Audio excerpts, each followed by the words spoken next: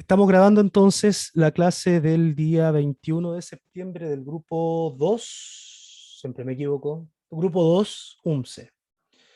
La intención de hoy día entonces es poder terminar con el PPT de Noun Phrases. Vamos a hablar de Noun Phrase Constituents, Post Modifiers, Genitive Phrases y una pequeña reflexión sobre género en los nouns. Okay, so let's do it. Noun phrase constituents, post modification comprising all the items placed after the head. Okay, so let's go back a little bit. Inside of noun phrases or inside of any single phrase, with the exception of verb phrases, you have modifiers, right? Now, modifiers are optional elements which are going to characterize the head of its own phrase, of the very same phrase. In this case of noun phrases, you have pre-modifiers and post-modifiers. Pre-modifiers, we already talked about that. Adjectives, adjective phrases, nouns. In theory, noun phrases. Theory, noun phrases. But we also have determiners, right? And they are, my personal opinion about determiners is that they don't belong to the same group as modifiers because they don't characterize, but they put reference, right? So they state whether you know it or not. When I'm talking, well, I'm talking about the head always. In the case of post modification, that is to say, those modifiers that we're going to find after the head, we have all this. We already discussed this, right? So we have prepositional phrases, non-finite clauses, relative clauses, and then they state complementation. Complementation is sort of a difficult term. Please be careful with this. It's a difficult term because of, I'm going to move a little bit forward to this point. Complementation is an ambiguous grammatical term, but the basic idea of a complement is that it is added to another constituent in order to complete the meaning or a structure associated with that constituent, right? So it's going to complete the meaning instead of modifying the meaning. Therefore, as we are complementing the meaning, what we have is an obligatory element, not an optional element. And that's the very first problem with a post modifier, because modifiers are optional. Complements are not. Second thing, a construction such as a phrase or a clause which occurs with another constituent and can be said to complete the meaning of or structure of that element. This means that you can find at least two different places where you can find a complement. One of those places is the phrase, right? But the other one is the valency pattern. What I'm saying is this. In the sentence and simple clause, I am told, I can see three different phrases, right? So I can see crap, wait, don't do that. Okay. I am, and then tall. Okay, in theory, what we have is a sentence, a simple clause, that is to say three different phrases. One of them is a verb phrase, and then we have a noun phrase, subject, but tall is an adjective phrase, right? This tall is provided information about the subject, right? Therefore, is a complement, but a subject complement. That is to say, a complement can be found inside of a valency pattern of a clause, right? The role for that element is to fulfill or to complete the meaning of another structure. In this case, a subject, right? So this is called subject complement.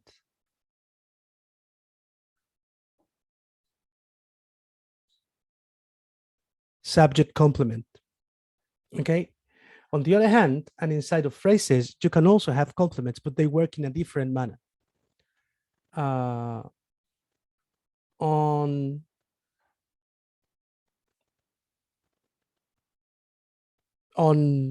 the roof. Okay, in the prepositional phrase on the roof, right? We have another structure inside of it, right? This structure is called noun phrase because the roof is a noun phrase, but it is called a complement, okay? Now, the difference between these two elements is quite simple. The complement in terms of clauses are units, like bigger units, like phrases or clauses, which will complement the meaning of another structure. That is to say, of another element within the valency pattern. That is to say, I am tall, then I is the subject, and tall is the subject complement because it is complementing the meaning of that, right? Right. On the other hand, inside of phrases, you can also have complements, right? And they are obligatory elements, right? Obligatory modifiers, I would say. So on is the preposition head, and next to that you have a unit. This unit is a noun phrase, and this noun phrase is obligatory. You can't erase it. Therefore, is a complement and not a post modifier. Okay, so going back to these examples, then complementation, a bigger car than that, a bigger car than that. The sentence, sorry, the phrase, a bigger car than that,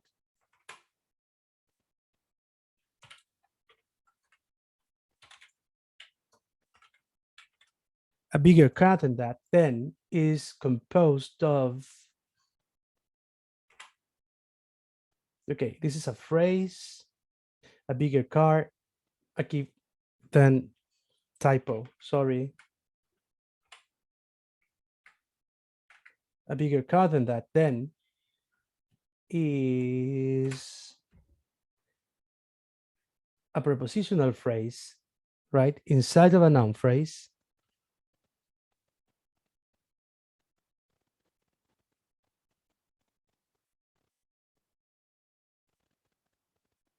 Right? This is the prepositional phrase. And this prepositional phrase can't be erased. Therefore, it's not a post modifier, but a complement. Why not? Well, in this case, it's because of the presence of this adjective, right? The comparative adjective requires the presence of this complement, right? Inside of the noun phrase. Therefore, you have the preposition head, then, and inside of that, you have the noun phrase complement, again, because you can't leave the preposition alone. And instead of that, you had the noun head, okay? Okay, summary. The summary is this. Noun phrases can have several different forms of post modifiers. First stuff. Second stuff, they can be usually clauses, right? Right. You can have non-finite clauses, relative clauses, right? Right. You can also have phrases, prepositional phrases, right? Right. And please note this, and noun phrases in apposition. We're just going to call them noun phrases, like this.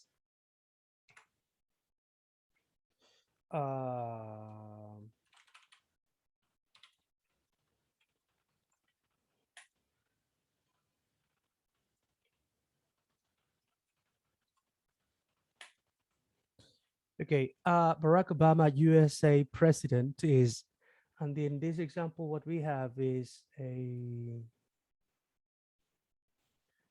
noun phrase, he is, right? Where Barack Obama is a name, therefore just one single lexeme, and it's being followed by another noun phrase. This noun phrase is defining who Barack Obama is, right? Therefore, is inside of this very same phrase. This is a noun phrase acting as a post modifier because I can erase it, right? And inside of that, USA president, I would say noun pre-modifier and noun head, okay? This type of phrases, that is to say, noun phrases acting as post modifier inside of another noun phrase, they are called noun phrases in apposition. And I think in Spanish, they are called frases juxtapuestas. Okay, be careful with that.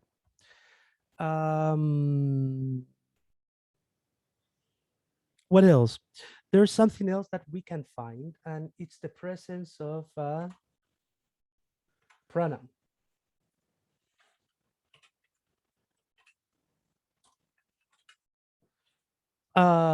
Whenever we have these type of pronouns, someone, nobody, anybody, right? Someone, anyone. right? This type of pronouns, they are called compound indefinite pronouns. You can add an adjective post modifier, like in the example, someone brave, where someone is a pronoun head, careful, pronoun head, followed by an adjective post modifier. Okay. Now, the interesting thing is that you can also have a very long adjective phrase post modifier.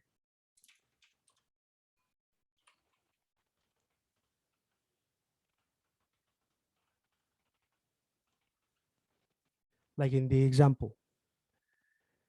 In the example, what we have is a noun phrase, someone brave enough to say this, right? Is, therefore, she is, right? And in this case, you have a pronoun head, someone, followed by an adjective phrase, right? And this adjective phrase is post modifier. This adjective phrase is composed of brave, and then you have enough, which is an adverb. And then you have to say this, which is a clause. Which type of clause? To say. What? This. This is a to infinitive clause, acting as a second post modifier. And inside of that, you have the verb phrase verb to say, therefore verb head, and then this, which is a noun phrase object made out of a pronoun head.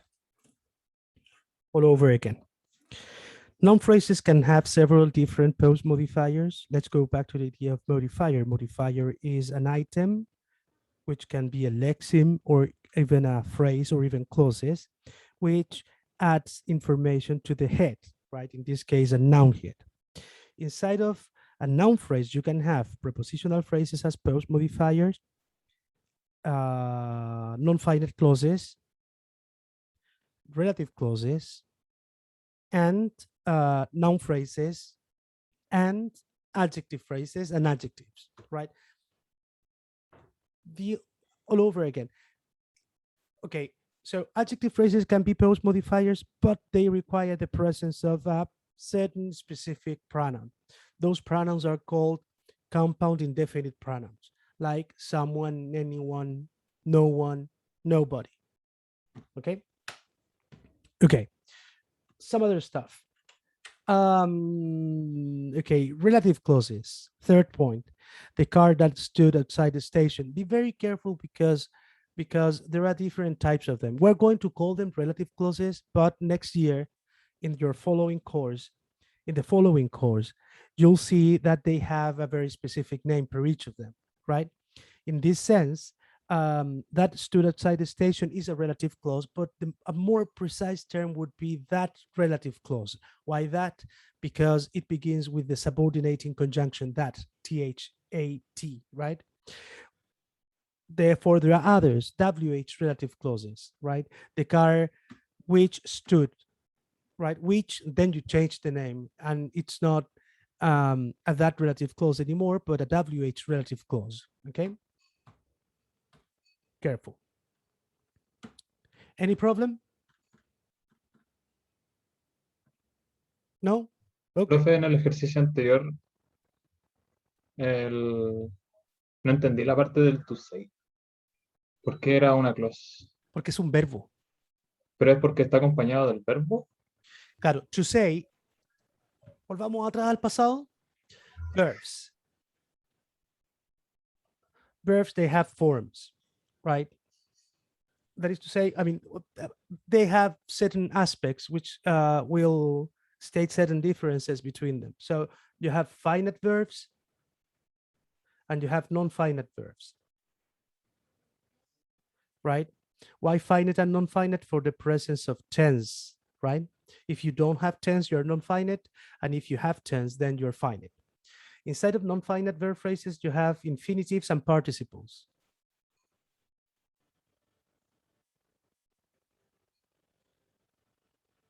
Right, and inside of infinitives, you have bare infinitive and you have to infinitive.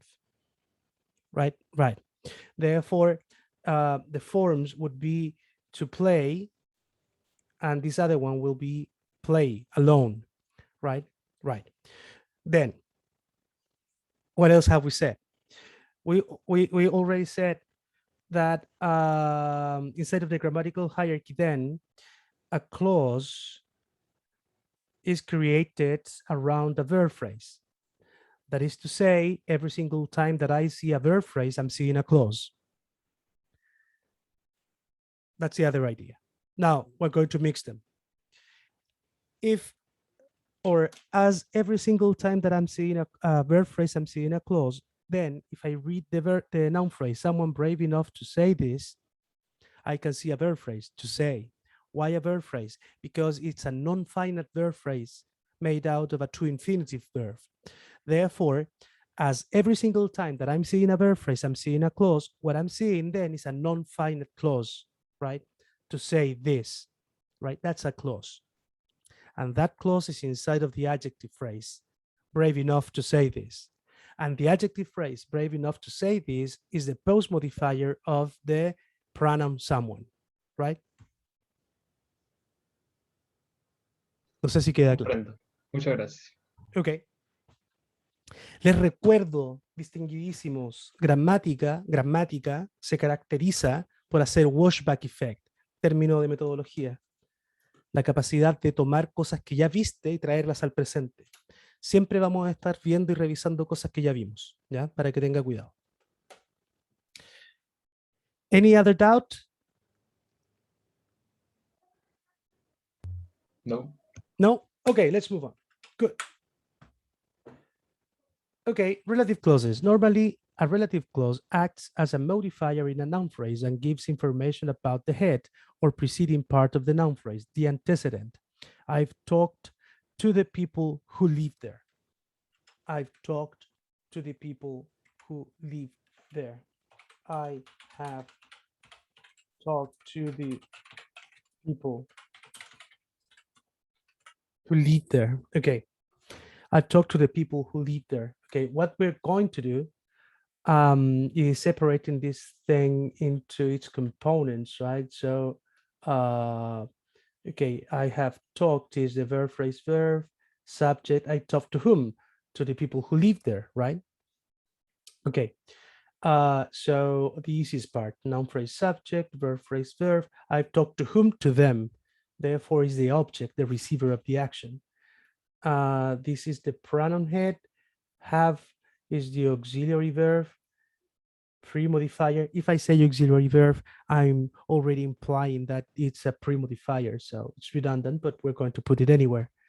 Anyway, so the verb head, and then I have crap. This is not a noun phrase. This is a prepositional phrase. This is the preposition head, and then I have the noun phrase complement, right? Noun phrase complement. The people, the terminer, pre-modifier, and then people, noun head, and then who lived there. All over again, I can see a verb, lived. Therefore, there's a verb phrase. Therefore, there's a clause. Who lived there then is a clause, square brackets. Okay, I know it's a clause. What type of clause? This is a relative clause. More precisely, is a WH relative clause. Now, the question is, can I erase it or not? Why? If I can erase it, then it's a post modifier. If I can't erase it, then it's a complement. I've talked to the people who live there. I think I can erase it. I've talked to the people who live there. Doesn't state much information, right? And that information isn't necessary in order to understand that I talk to people, right? Therefore, I'm going to say it's post modifier, right? Now I'm going to say what's inside of that. So this is the verb, phrase, verb. Who is the subject and where there? Three things: a noun, phrase, subject, a verb, phrase, verb, and there is a noun phrase. Why? Because there is replacing a place, right? A noun, and is telling me where, therefore an adverbial of place. And now it's quite easy. Who is a pronoun because it's replacing the entire noun phrase. Lived is the verb head, and there is another noun head. Okay, okay. So I add this information. A relative clause, right? Which is optional, that is to say, I can erase it, receives the name of non-restrictive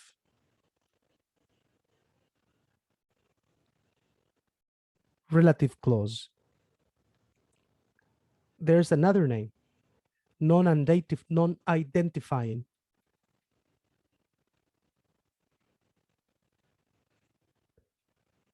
relative clause. On the other hand, if it's obligatory, then it receives the name of restrictive relative clause or identifying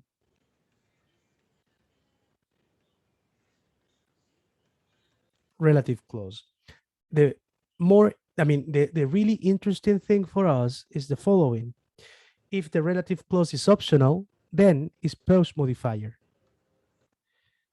But if it's obligatory, it's complement.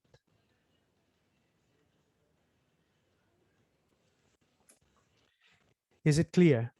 Any doubt?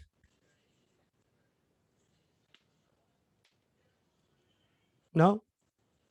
All good? Good. Yes. Good, good, good. Therefore, relative clauses can be divided into two, restrictive and non-restrictive, or identifying and non-identifying. Noun head. Okay, let's go a little bit down and we're going to ñoñar. Noun heads, number. Okay, so nouns, as we have already discussed, they have contrast. What does it mean? It means that you can state certain differences by adding some inflections on nouns, okay? And this contrast, they can be number, that is to say the contrast between singular and plural, and they can be also gender in terms of male and female, right? Masculine, feminine. So number, it is the name for the contrast between singular and plural, a contrast in English grammar affecting not only nouns, but also pronouns, determiners, and verbs. I'm going back. The noun head in the subject, the noun phrase subject has a noun head, and that noun head is very, very relevant. Why? Because it will depend on its contrasts that we're going to select some other forms. For example, if I have a plural noun head, then I'll require a plural determiner.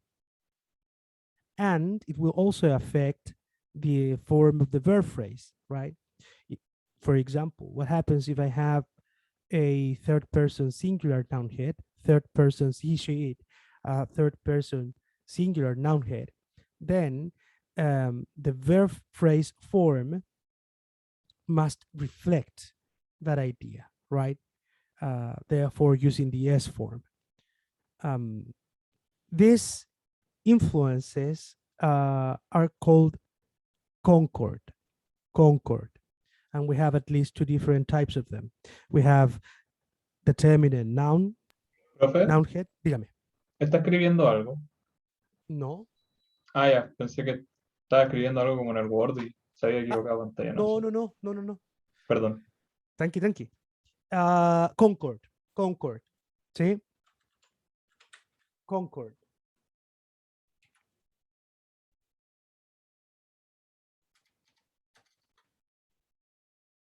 Okay, concord. So we have concord. We have determinant,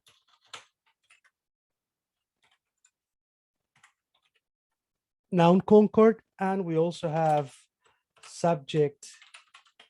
They call it operator. Subject operator concord, or subject verb concord. Right. All over again. The contrast in terms of singular and plural forms for the noun head inside of the noun phrase will be or will influence the forms of other elements either inside and outside of the very same phrase. Because of that, we have the determinant noun concord and the subject verb concord. Okay. The singular form of nouns is the unmarked and most common form, and plural nouns are formed from singular by inflectional change, normally the addition of a suffix. That is to say that the basic or the base form of a noun is its singular form, and the plural form is created by the addition of a suffix. So the technical terms are the unmarked form is the singular form, and the marked form is the plural form. Plural. Native English and plurals borrowed from other languages, right? Yeah, historical linguistics, I would say. The English language has retrieved or they have adopted some items from other languages, which is absolutely normal in any single language. Therefore, they they retain certain root forms. What I'm saying is this: as the English language has accepted the presence of a Latin word, for example, then the plural form, the marked form for that Latin word, keeps the Latin forms for a plural. Therefore, we have these weird plural forms, right? On the one hand. On the other hand, we also have regular and irregular plurals. When I say regular, I'm saying that they follow the rules, and irregular plurals, they don't follow the rules, right? Um, and we have these type of plurals, right?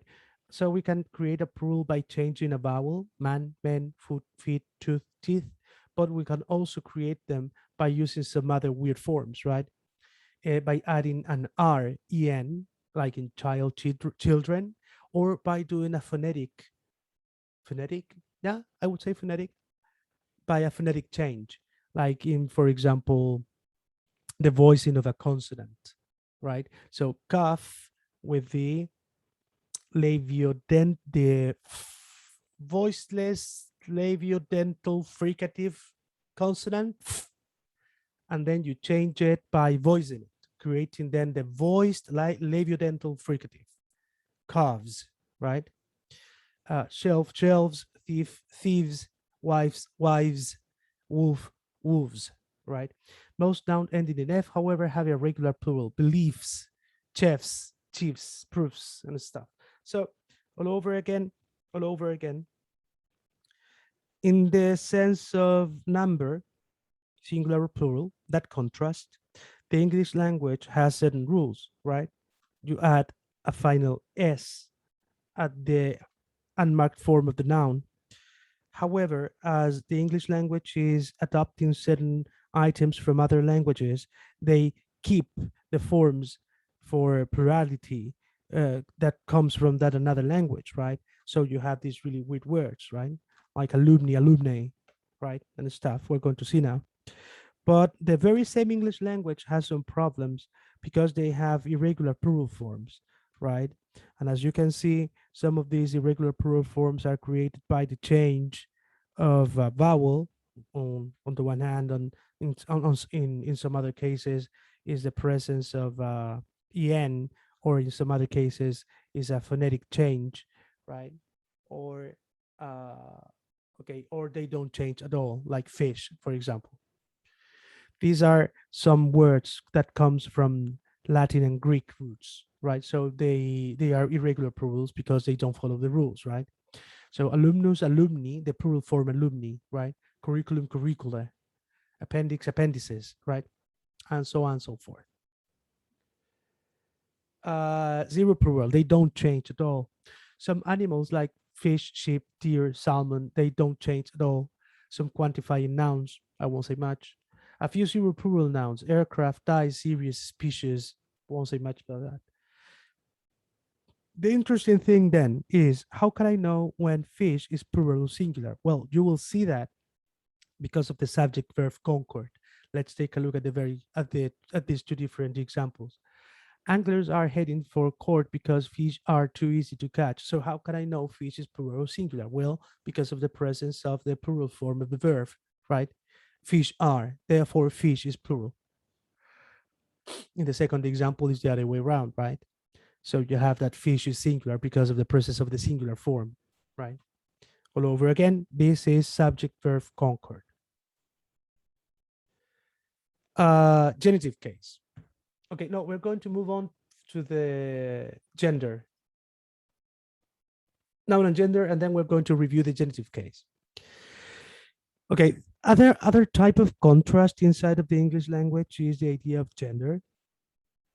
Gender is not an important grammatical category. I won't say grammatical category, I would say grammatical contrast in English, right? Unlike many European languages, English has no masculine or feminine inflections for nouns or determiners.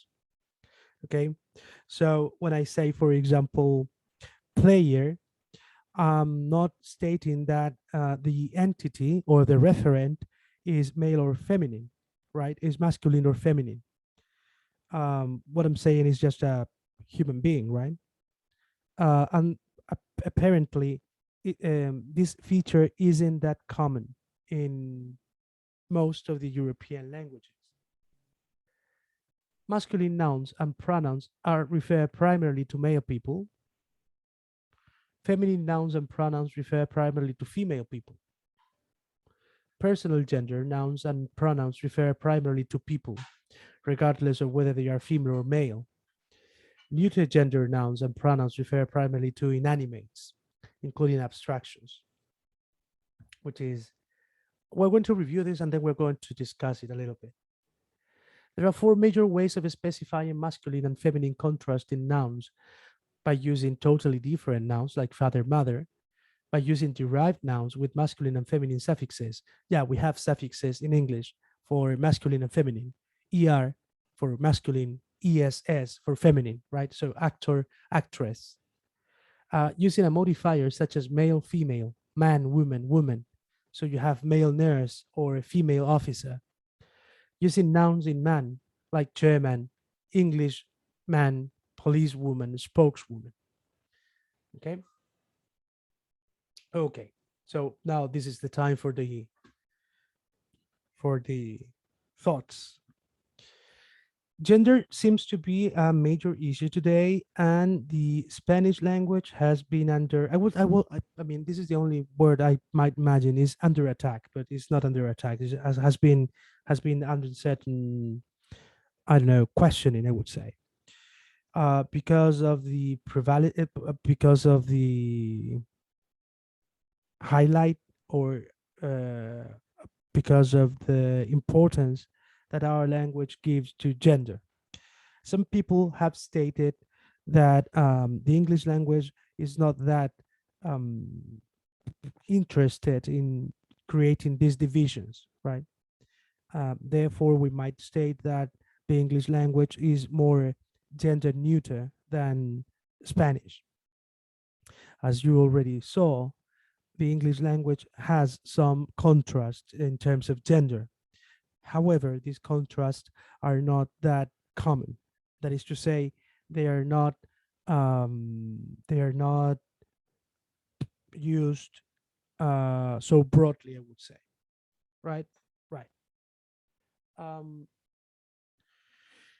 in the sense of masculine and feminine nouns, then I have to state a difference, right? Apparently, there are neuter gender nouns like teacher, but there are gendered nouns, right? Like actor and actress, right? So how can we create this division or this difference? We will state this difference by putting inflections, ER, ESS on the one hand, but there are some other interesting ways in which they do it, is by adding precisely, like, and right straightforward, uh, the presence of a compound. noun. So, for example, chairman, Englishman, right? In this case, I can say chairwoman, right? By making a compounding. Is this good or bad? I don't know. I'm just saying it's different. The same happens with the modifier thing. Male nurse, female officer. Even though we have this in English, it is also true that the way in which we're going to create the phrase, the noun phrase in the English language is quite different from Spanish, because this gender contrast is not present in every single instance. What I'm saying is this: the adjective or adjectives in the English language, they don't have gender. Therefore, the presence of a gendered orientation, I would say, is less prominent than in Spanish. In other words, as the concord between the noun head is not as strong as in the Spanish language, there are fewer items which reflect gender than in Spanish. In Spanish, you have adjectives. So if you have a female noun, then you require a female determiner, a female adjective, then the female noun, and then some other female stuff after that, right? And even the forms in the subject verb concord, they will also depend on the gender, right? In certain cases. With that idea in mind, I would say that the Spanish language has a strong connection with gender instead or in comparison to the English language. Another stuff, the modern Spanish language and the modern English language, okay? No sé, y abro la discusión in English, in Spanish, whatever you want. ¿Qué opinan de esto? Porque aquí está un elemento de discusión para esa gente que nos pelea del lenguaje inclusivo.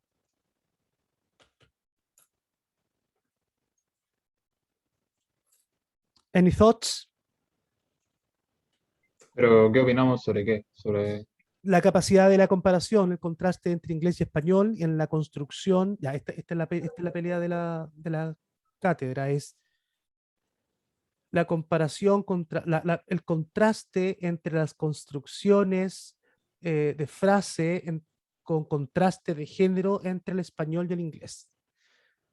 Allá arriba, en la estratosfera, para nosotros, el español es más, que tiene más constancia de género que el inglés o no. O el inglés sí tiene y el español no tiene. ¿Qué opinan de esto?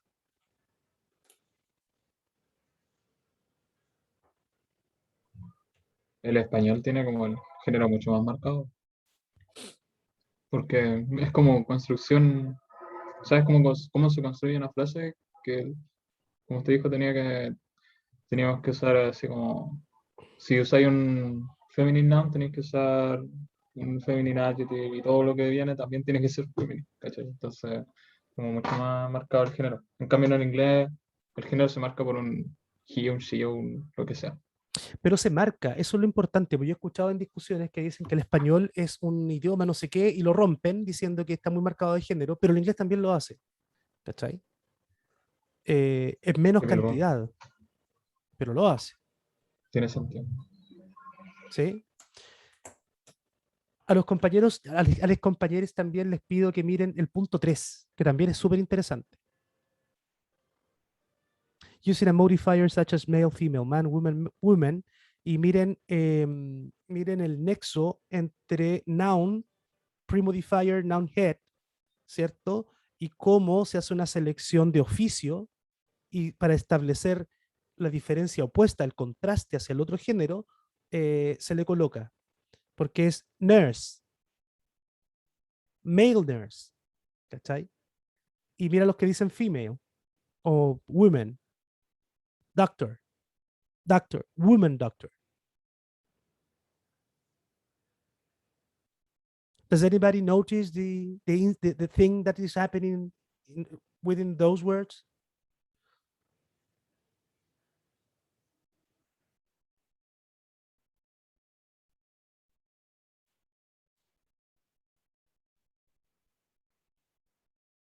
¿Alguien? ¿Algún comentario?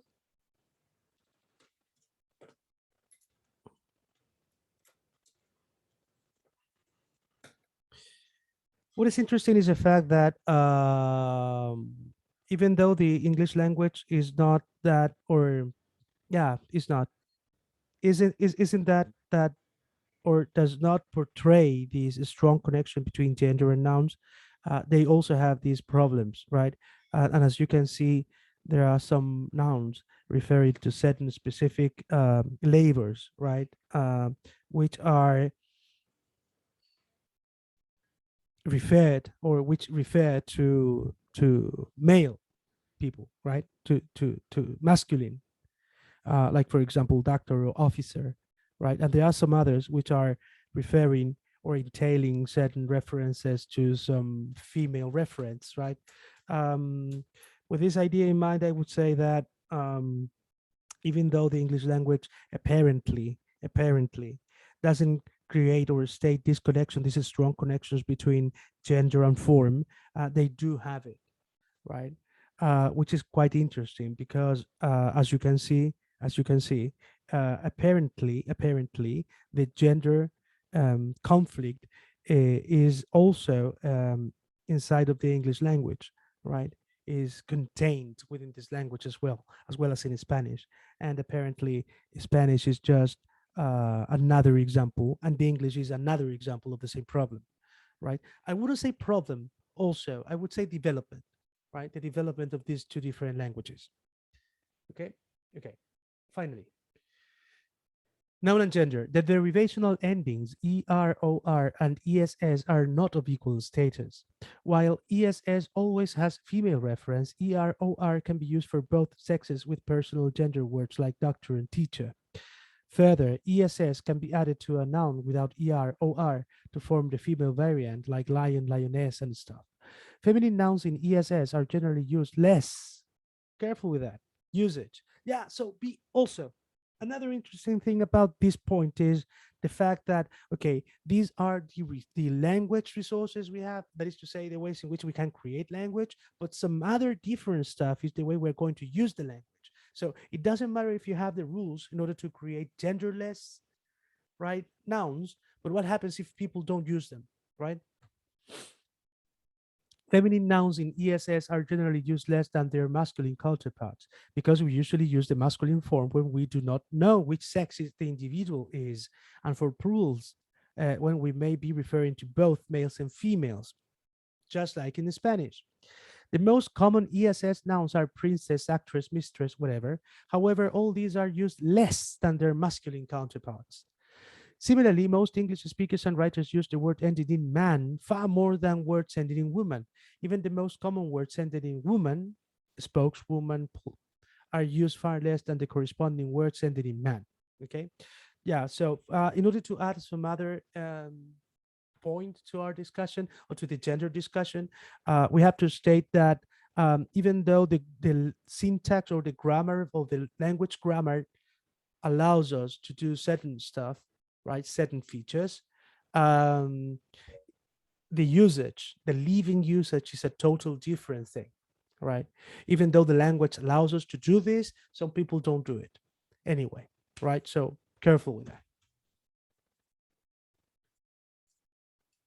Okay. Any further comment around that, around this idea? No? No. Okay. Okay. Genitive case, and this is the last thing we're going to do. Case, genitive case. Historically, English had case for nouns like nominative and accusative cases of pronouns. Okay, this is the idea. You have a lexeme. Do you remember that, right? A lexeme. And that lexeme will receive a form depending on the place where we are going to use it. So, for example, we have one lexeme, which is going to be he. And we're going to use the form he when we are going to use it as a subject, but we're going to use the form him when we're using it as an object, right? In that sense, The English language has cases. These things are called cases. And these cases were, for example, the nominative and the accusative cases, when the same lexeme will change its form when we use it as a subject, therefore the nominative case, or when we use it as an object, therefore the accusative case. And perhaps the only existing surviving case is the genitive case. What is the genitive case? The genitive case is the possessive, right? Right. Possessives are inside of noun phrases, right? And they can be of two different types. They can be, please write this down, they can be specifying genitive phrases, or they can be classifying genitive phrases. The specifying genitive phrase acts as a determiner, genitive as a determiner. They usually fill the slot of determiners in a noun phrase. That is to say, they specify the reference of the head noun. In that way, the noun phrase, the girl's face, is the very same if I say her face. And that's the proof that the girls and her are performing the same role, same function as possessive determiner, right? Right. In the analysis, then we will have this.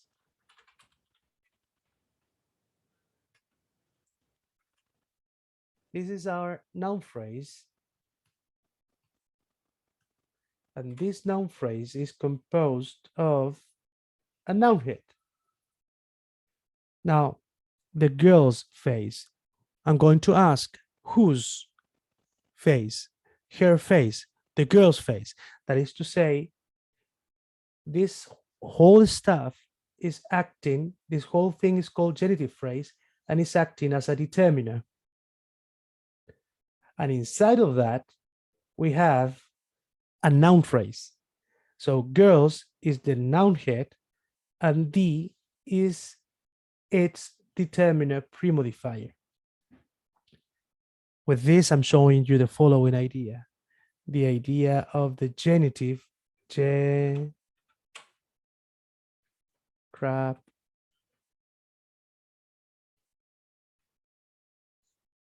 phrase, which is just like a noun phrase. Okay. First stuff. Second stuff. If you remember well, if you can remember, a noun phrase is something like a box where you have the head in the middle, post modifiers, pre-modifiers, and determiners. There's just one slot for a determiner. Therefore, if you have more than one determiner, you will have a determiner phrase, right? Because there's one slot. Now, with the genitive phrase, if you have a genitive phrase acting as a determiner, then you are using the determiner slot. Therefore, you are going to group every single item which is in front of the genitive into the very same phrase, just like I did in the previous example. Okay. I'm going to add some other example.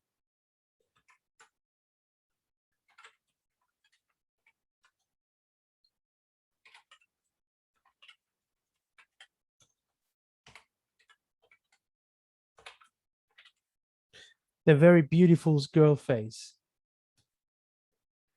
So I know this is a noun phrase. I know that face is the noun head. And then I know that the genitive phrase ends in the genitive. The question is, the very beautiful girl is a determiner or not? So I'm going to ask whose face? The very beautiful girl's, right? So this is one huge stuff called genitive phrase, and the whole unit is acting as a determiner. And inside of that, I have the, which is the determiner premodifier, and very beautiful, which is the adjective head, the adjective phrase acting as a premodifier with very, an adverb premodifier, and beautiful adjective head. And then I have girls, which is my noun head. With that example, I proved that a genitive phrase is a noun phrase because it can consist of every single element that can be inside of a noun phrase, right? Like, for example, the adjective phrase primodifier on the one hand. On the other hand, I also proved that there's only one single slot for determiners, right? Because I can replace the entire genitive phrase by the presence of one single determiner. The very beautiful girl's face is the very same as if I said her face, right? Right.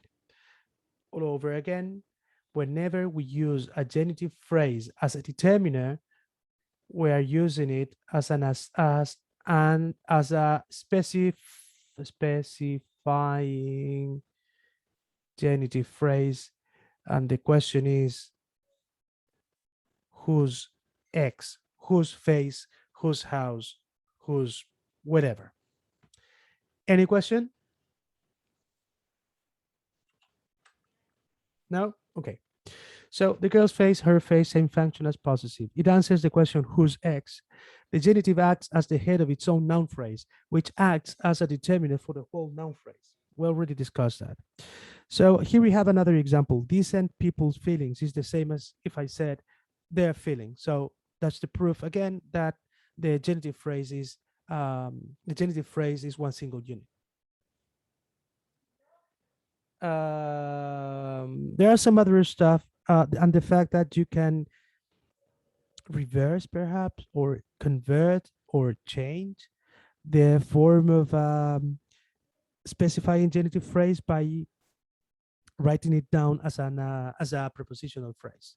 So decent people's feelings is the same as if I said the feelings of decent people, right? The second is I would say I dare to say, I'm not sure, but I dare to say is a much Spanish-like construction. On the other hand, we have classifying genitives. Classifying genitives because they act as premodifiers, right? Classify the reference to the noun. So they answer the question, what kind of, right? So the specifying genitive is the genitive as a determiner, and the classifying genitive is the genitive as a modifier. Now, the question is, several hours later, the bird's relieved owner arrived at the station. I can see there's a genitive phrase inside of that, like birds, right? I don't know where it begins. So I need to ask myself what kind of or whose. The same happens with his hair felt like a bird's nest, right? I can also see the genitive phrase, but I must know if it's classifying or specifying. Okay. Okay. Work. 15:34. 10 minutos. Escriban ambas oraciones en su cuaderno, las realizan, análisis sintáctico completo y las revisamos. Nos juntamos a las 15:44. ¿Alguna duda de lo que hay que hacer? No, gracias. Perfecto. 15:44, chiquillos. Estamos grabando.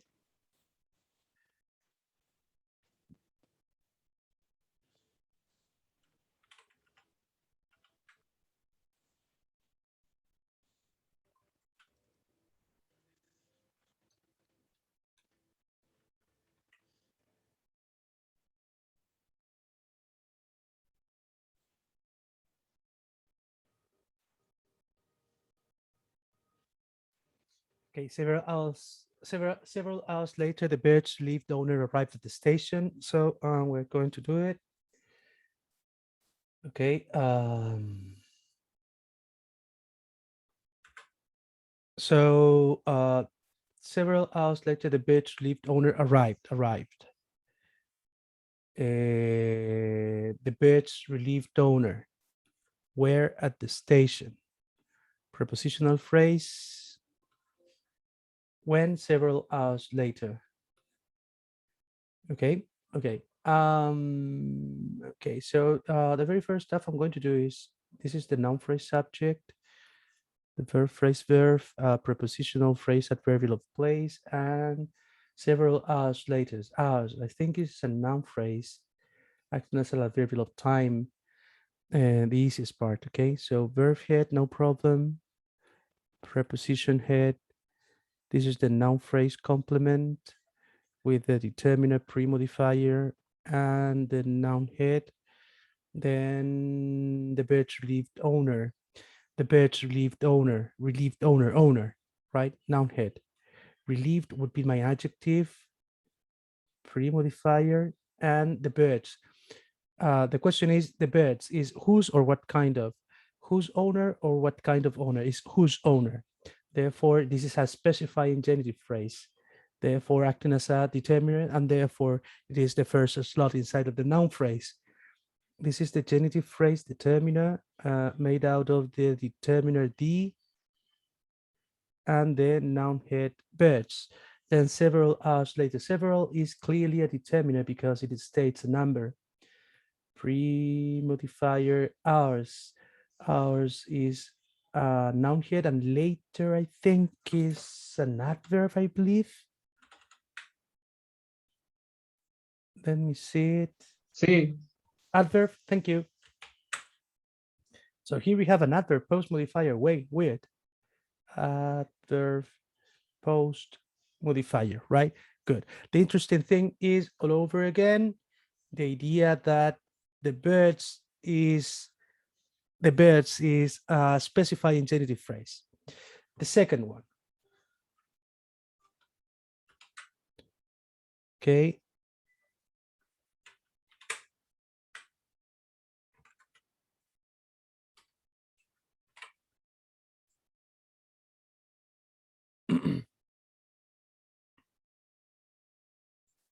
His hair felt like a bird's nest. Okay. This is more difficult than the first. Felt what? His hair. How? Like a bird's nest. I believe like is a preposition in this place. Why? Because next to that we have a noun phrase. Why do I say I think is a preposition? If you look for the word like in a dictionary, you'll see that it can be several stuff. It can be a verb, it can be a conjunction, it can be a preposition. Just because there's a noun phrase next to that, I believe is a preposition because it follows the same pattern, right? The pattern for a preposition. So I would say that bird's nest is a noun phrase complement. So now I'm going to do the easiest part. And this is a prepositional phrase, felt this. I think it's a subject complement or something like that. I might be wrong. It's not interesting for us, but I believe it's something like that. Okay, so this is a determiner pre-modifier. Here is a noun head. This is what we are interested in. This is a verb head. This is a preposition head. And this is a noun phrase complement. Inside of that nest is the noun head. And now the question is, whose nest or what kind of nest? This is a what kind of. Therefore, nest is a classifying genitive phrase. Therefore, something like an adjective. And because of that, you must separate it from the determiner, right? And this is the genitive phrase pre-modifier made out of the noun head birds. Okay. ¿Alguna pregunta? No, ya. Ok, 10 minutos. Dígame, profe, Julián. espere, ¿por qué el A queda fuera? Porque es el determiner de nest. A nest. Ah, ¿Cachai? ya comprendo. Primero. Segundo, porque la classifying, a diferencia de la specifying, a classifying is a pre-modifier because it's something like an adjective. And the specifying is a determiner. That's why it uses the first slot inside of the noun phrase. So every single thing that you have in front of the specifying genitive phrase is part of the same phrase, because determiners, there's just one slot for them.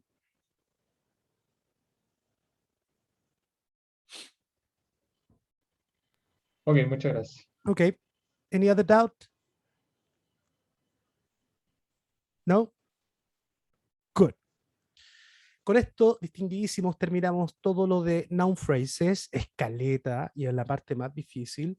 El próximo nos juntamos, ¿cuándo nos juntamos? ¿El viernes o el jueves? El viernes, creo. Les voy a entregar El ese jueves. jueves. Ya, tengo que entregar entonces este workshop monstruoso. Se lo voy a mandar ahora, de hecho. Monstruoso, lo digo abiertamente. Que lo tiene que hacer completo. Nos vamos a juntar a revisarlo. ¿Ya? Les recuerdo que estos ejercicios están tomados de fuente real. ¿Sí? Así que muy seguramente hay cosas allí que son raras y que vamos a hacer calzar con la teoría que manejamos. ¿Ya? Se lo envío ahora, usted lo comienza a trabajar de hoy día. El viernes, el jueves nos juntamos, revisamos lo que ya tenga hecho, la 1, la 2, a lo menos. Continúa haciendo el resto y lo vamos revisando. ¿Ya?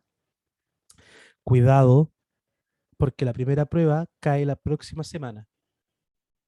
Obviamente el segundo día de clase, jueves. ¿Ya? Eso. ¿Alguna duda, comentario, sugerencia antes de terminar?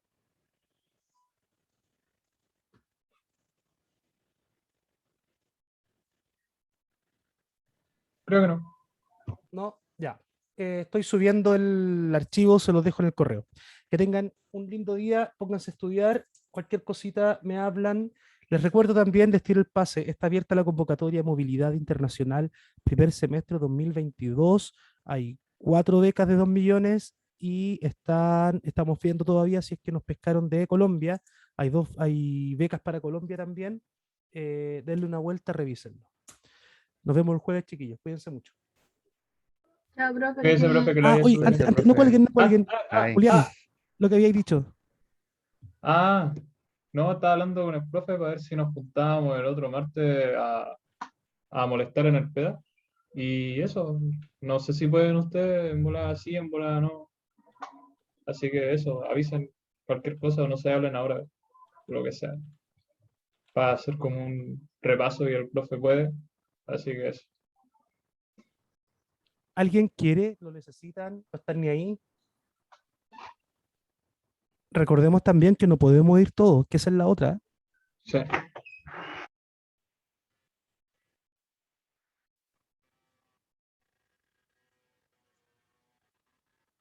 No, piénsenlo, me avisan el jueves, ¿vale? Ok.